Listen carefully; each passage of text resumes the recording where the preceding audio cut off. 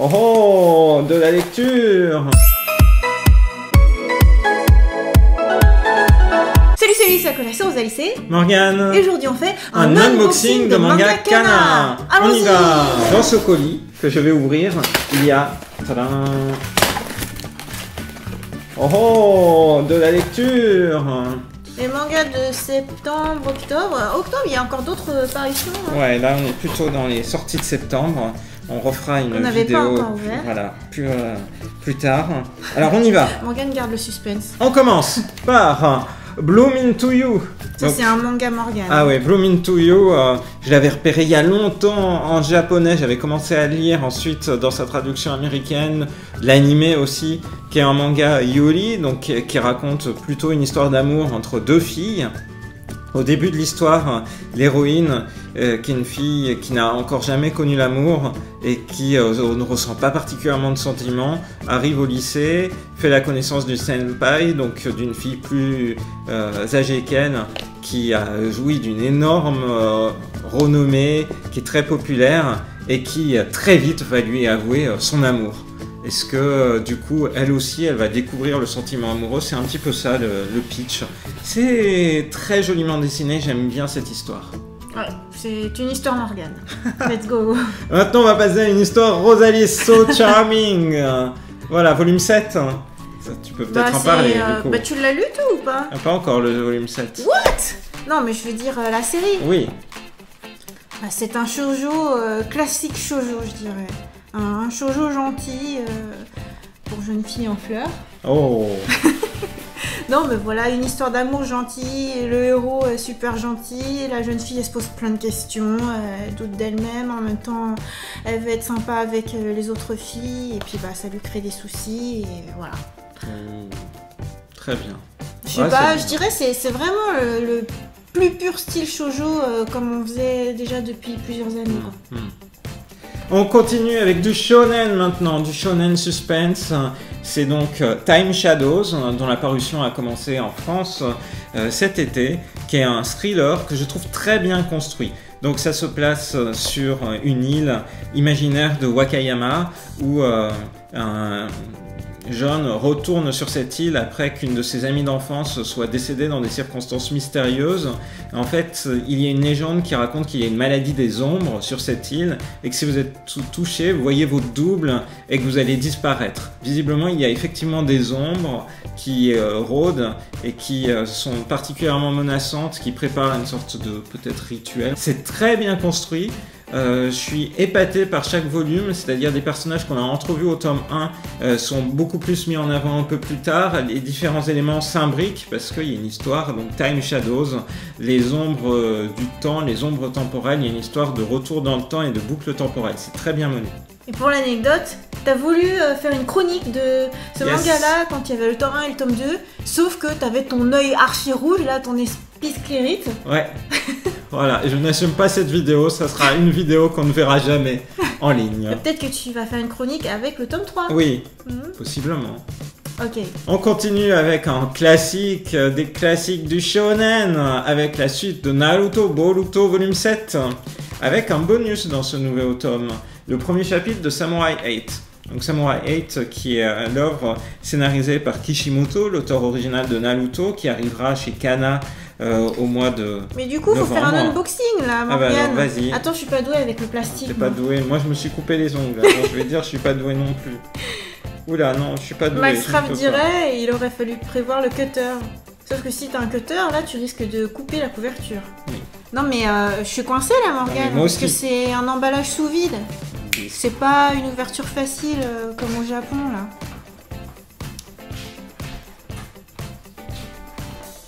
Non mais il n'y a pas du tout de zone possible. Tiens.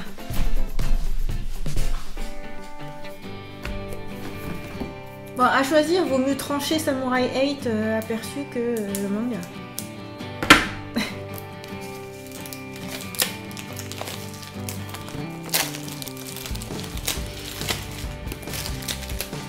Alors, voilà. Voilà, on va pouvoir constater si Morgane a tranché quelque chose ou pas. Mais non, j'ai rien tranché, je fais attention au manga. Bon alors Boruto. Donc Boruto. dont la parution je sais pas se si tu lis poursuit au Morgane, Japon. En vrai. Mais en tout cas, moi je regarde l'animé et je lis le manga. Et je trouve que le dessin est super beau, c'est très fidèle au style de Kishimoto. Mais je trouve que c'est très sombre comme manga. Alors qu'en animé, tu vois, t'as plein de fillers qui rendent les personnages sympathiques. T'as des pauses en même temps, quoi. Samurai 8, j'ai pas du tout lu. Toi, tu l'as lu? Ouais, je l'ai lu. Mais comme j'ai dû l'évoquer dans une précédente vidéo, au début, j'avais du mal à accrocher. Oui. Les 3-4 premiers chapitres, et puis après, j'ai pu mieux rentrer dans l'histoire. Je pense que l'histoire se cherche quand même un petit peu dans cette histoire de ninja, fantasy, science-fiction. Ça part d'un bon sentiment, on va voir ce que ça devient. Le tome 1 vient de sortir au Japon et fait encore un bide.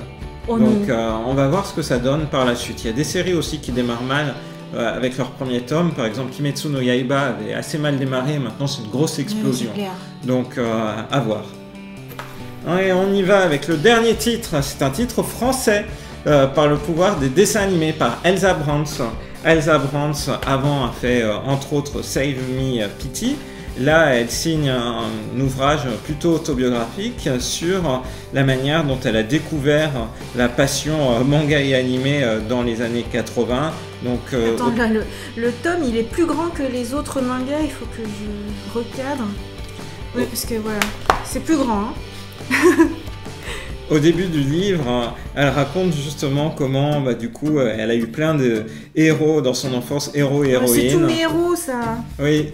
C'est un peu ton histoire, un petit peu, puisque on a tous grandi, en tout cas on est un peu de la même génération, à avoir grandi avec ces dessins animés et avoir eu envie finalement d'approfondir notre connaissance de la culture animée grâce à toutes les séries qui étaient diffusées, Juliette Je t'aime et son Nikoku, sorti bien plus tard en manga.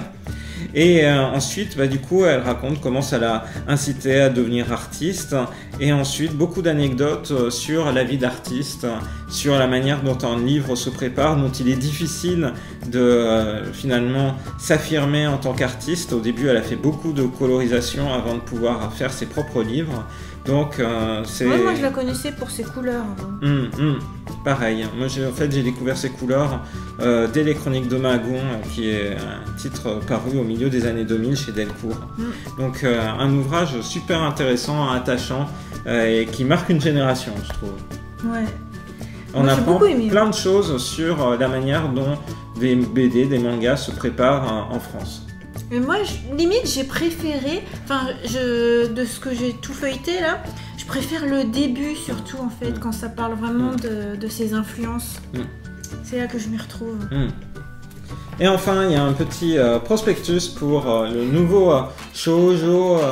En fait, c'est pas un shoujo. Non, c'est un big kana, donc ça veut dire plutôt adulte, sexy cosplay doll. Et c'est une histoire autour du cosplay. Je sais pas trop qu'en penser en fait. Je l'ai effectivement catégorisé shoujo la première fois que j'avais vu le visuel, mais c'est pas du tout le cas. C'est plutôt sexy, c'est plutôt destiné à un public, je pense, ado-adulte. À voir. Ouais, ça sort très bientôt donc. Ça sort le 25 octobre chez Kana. Voilà. C'est bien quand il y a des extraits comme ça complets qui paraissent, à la fois l'extrait de Samurai 8 ou ici l'extrait de Sexy Cosplay Doll qui permet de se faire un avis sur le manga avant de le voir en ligne. C'est vrai. Eh bien Morgane, qu'est-ce que tu préfères dans cette pile, dans ces nouveautés?